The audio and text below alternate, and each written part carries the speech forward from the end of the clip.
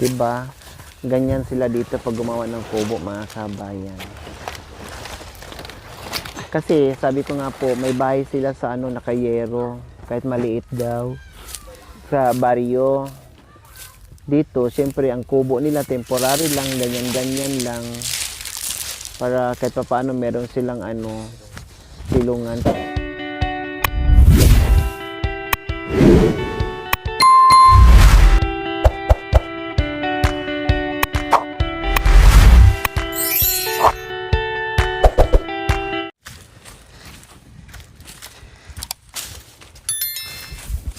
Yung mga kugon kasi Oo. sinunog na. Oo.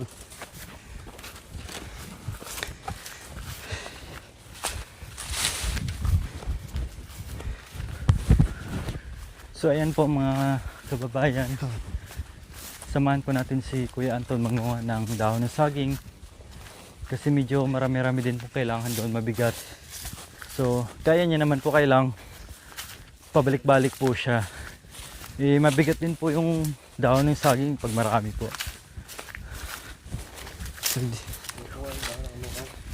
Ito kasing ginagawa nila dito mga kababayan, kung hindi talahib, dahon ng amukaw, yung butulan mo. Buto pag may bunga niya. Yan po yung madalas nila kinukuha na ng puso, no? Kaya pinuputol na lang po nila. Kasi hindi po nila mapakinabangan yung bunga, mabuto.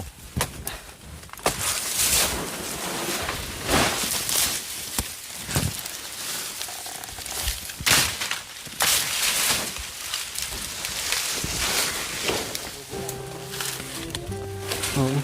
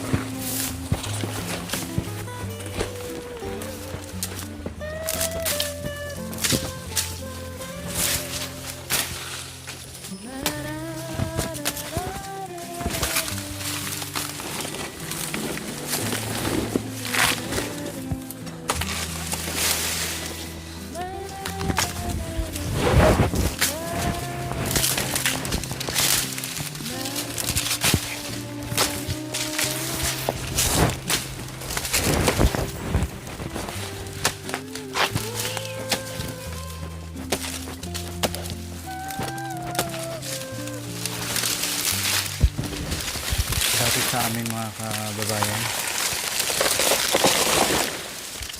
Ano na to, bahay-bahayan. Dito sa bahay na pala.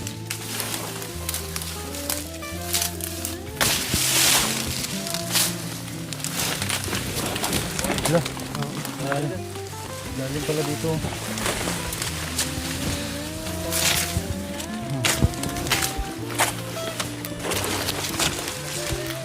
Dito pa nga lang mga ka-NGO, nahihirapan na tayo. Lalo na pag kasama tayo sa kanila sa pamuso. Ito po, bangin-bangin. Tsaka ang bilis nila maglakad. Hindi pwedeng pabagal-bagal.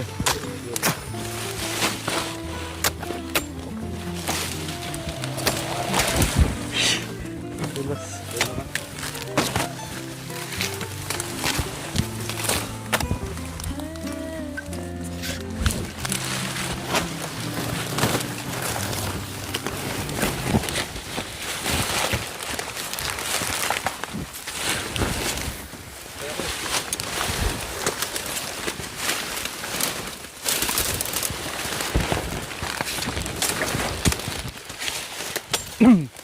Grabe sila pag pumupunta dito. Parang walang pakialaman sa bangin. Sugod ng sugod.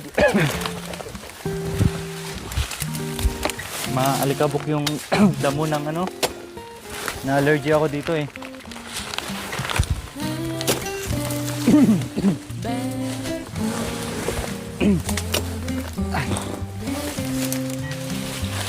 Yung baho-baho, yung maganda yung kulay. Anong tawag sa inyo nung kuya? San? Ito yung may magandang kulay bulaklak. Yung gainis. Ha? Gainis.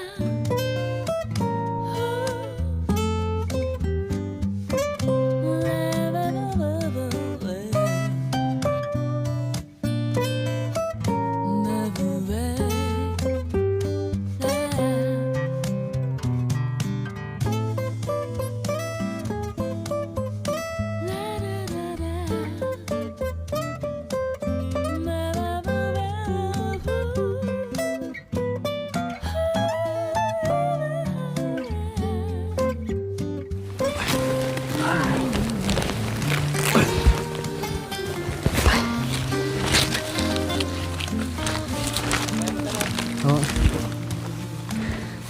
Mabigat yung dahon pala.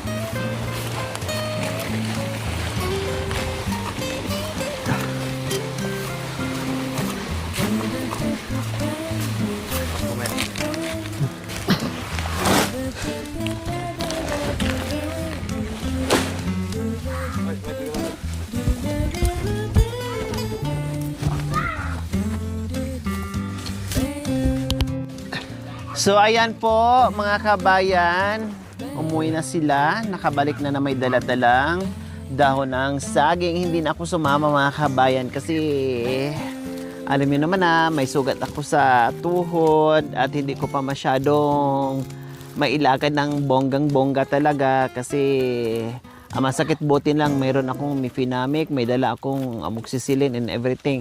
Nainuman ko na kaya hindi na masyadong naramdaman ko yung pain. Kaya hindi na ako sumama. So ngayon dumating na sila at maglalagay na si Kuya Anton ng bulong ng palad. Ang buhay mo dito sa kabundukan na kahit mahirap pero masaya naman si Kuya Bunton. Papa pala, pangalan pala ng papa mo yung Bunton? Oo. Kinuha niyo pangalan? Oo. Kuya Anton pala. Ah. Anton. Oh, de la Cruz. Kaano-ano mo si Juan de la Cruz? Dani. Si Kapdani, Oh, pinsan mo. pinsan. Yung papa ko.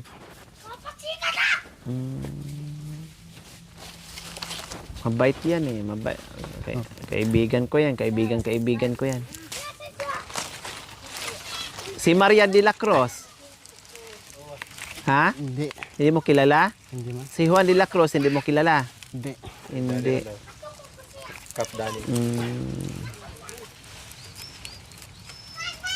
Si Bonton de la Cruz, kilala mo? Tatang. Si Tatang. Oo. Si Tatang mo. Tatay. Doon sa baryo. Ana sa baryo. Nagagawa ng bahay.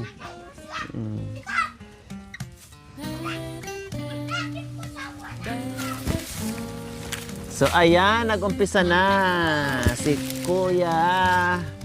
Lagay ng buldong. Hindi kayo manabo? Hindi.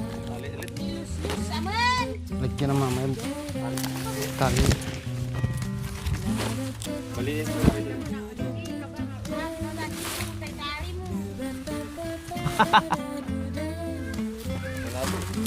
Kapal.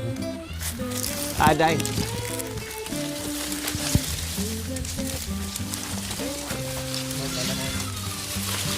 Kailangan pala may katulad doon kuya o pang sipitan mo. Nako, parang naantok ako tuloy sa ano dito. Ang sarap ng hangin. Nakakaantok.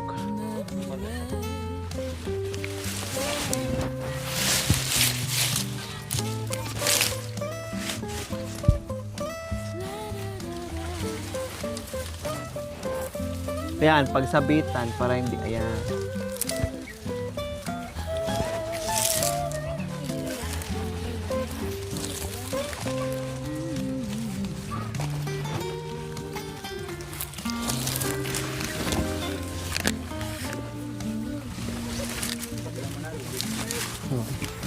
O, ano lang muna para magkasya. Dublihin mo na lang. Bibigyan kita ng ng trapal. Oo. Mayroon ako dyan, ginagamit. Gamitin mo muna para pag umulan, hindi kayo mabasa. Lagyan mo lang. Kasi pag naano kayo, babasa kayo.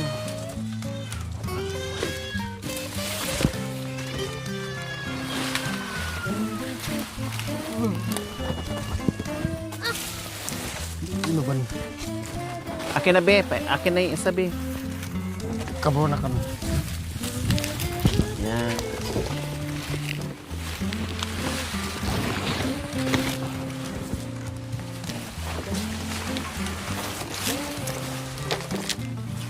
Ti.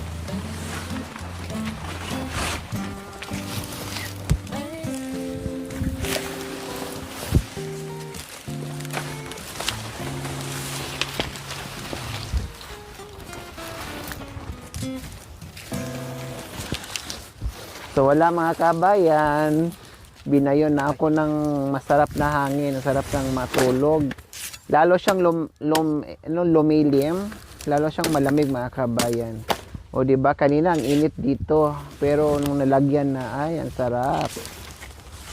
Diyos ko, ang sarap matulog. Ay, nako, kahit walang papag, ayos na.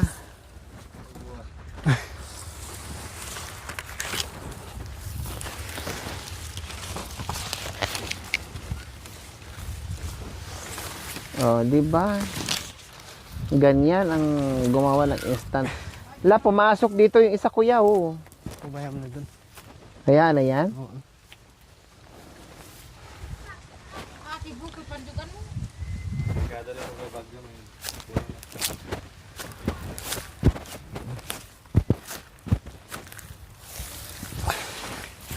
Diba? Ganyan sila dito pag gumawa ng kubo, mga kabayan. Kasi sabi ko nga po, may bahay sila sa nakayero, kahit maliit daw, sa baryo. Dito, siyempre, ang kubo nila, temporary lang, ganyan-ganyan lang. Para kahit pa paano, meron silang silungan. Pero, halos dito na rin po yung buhay nila kasi nandito yung taniman, nandito yung pagkuhaan nila ng pagkain. Parang, umuwi sila ng baryo, yung lang, ilang araw lang tapos uwi na rin dito or yung manguha sila ng ng pagkain, konsumo nila. Tapos balik na naman sila dito. Kumaga bihira lang yung araw nila doon sa baryo dito madalas kasi nandito yung hanap buhay. Kasi ano nga naman gagawin sa baryo? Alam nga naman sige lang tulog. Wala kang mga andun eh. Oh, wala ka namang gagawin. Magugutom ka sa baryo. Siyempre nandito yung pagkain. Ayos. Oh, di ba? Ayos, lamig na ko yan, oh. Ayos nga lang. Oh, pwede kami matulog dito Oo. ng 5 taon? Oo, pwede. Bahay, buktutan na yan. O, di ba ang sarap kanina, mainit, pero nung nalagyan natin ng ganito, ang sarap. Binayo talaga ako, naantok talaga ako, promise. O, pahinga ka muna, Kuya Anton, pahinga muna. Oo. Lumanghap ka muna ng sariwang hangin. I-relax mo muna yung katawan mo kasi kahapon ka pang pagod. Oo. Anong idingding mo dito? Mamaya bigyan kita ng pang-ano mo doon sa itaas. Oo. Para pag umulan, sa bagay ulan, tag-ulan, pero syempre baka uulan. Kung meron na kayong panglagay. Anong ibungbong ang dingding mo dito? Bag. Yan yung bag dito. Yung dingding. Yung buko na lang yun. Buko din. Maganda siguro kung buko yung as in bunga ng buko. Niyog, buko. Ganyan. Kabitan natin ng bunga. Bunga ng buko. Magtinda. Ang kapal yung kitik. Hindi. Po mga kabayan. So ayan po mga kabayan, meron kaming daladalang trapal para kung saan kami maabutan ng ulan, antok and everything. So dala-dala po namin 'yan. Bibili na lang po kami ulit at ipagamit ko na lang dito ni Kuya Anton para just in case uulan. So dingdingan na lang nila mga kabayan para kahit papaano hindi po sila makaramdam ng masyadong malamig. Yes. So ilalagay nyo na Kuya Anton para at least yung reserva yung iba dyan para pag ilagay na lang. Ito lang muna ang lagyan natin. Itong wag lang muna dyan para ang hangin. Yung sigurado nyo yung kwarto para hindi lamigin yung bata.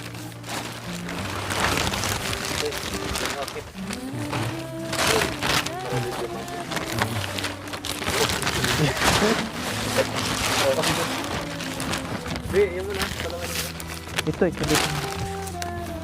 Pero, kumit. Sakto. Yan. Ito yung malapad. Oo, yan. Yan yung malapad.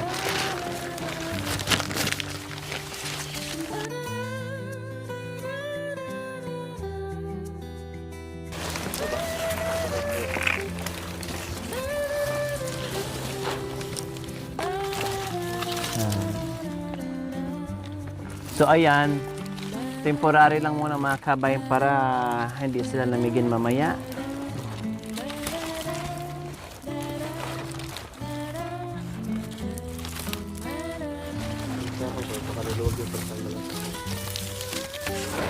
Hindi.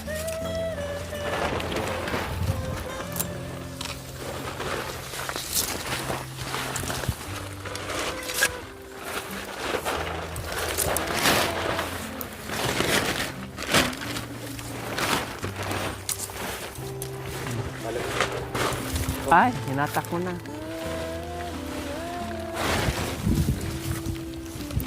Sakto na yung kanina eh.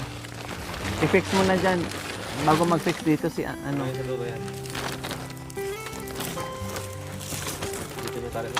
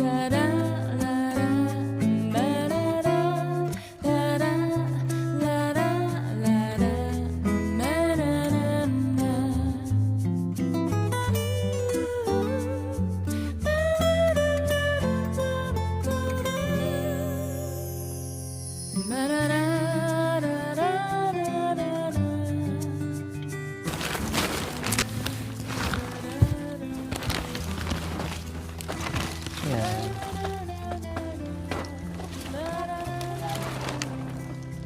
Maliliit lang kasi dala namin mga kabayan kasi pangsapin nga lang just in case dyan sa ano sa tabi ng kabundukan kung saan maabutan ng ano kung saan maabutan ng antok magpahinga pag hindi na kaya meron kaming dala-dala para pag ano natin pagsapin.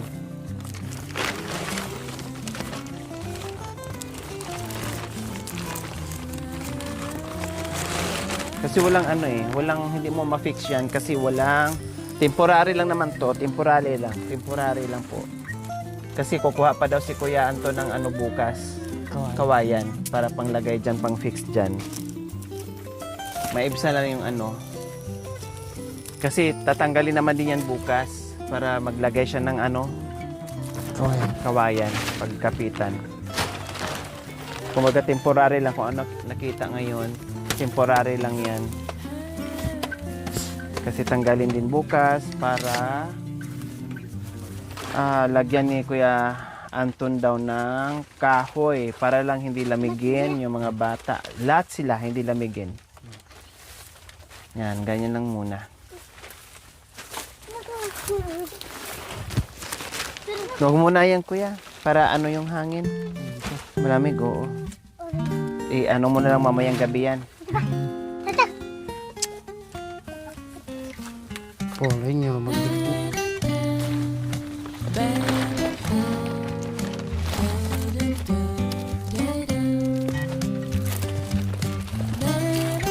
Ayan, kasi kung lagyan natin din dyan, mawala na yung hangin.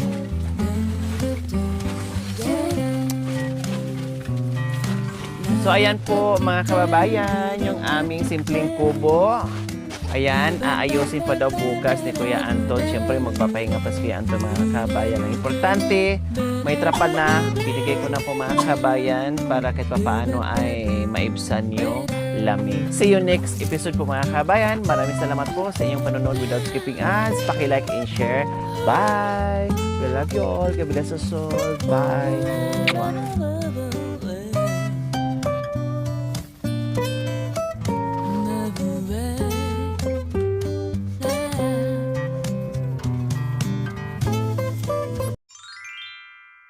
Thank you for watching. Don't forget to like, share, and subscribe.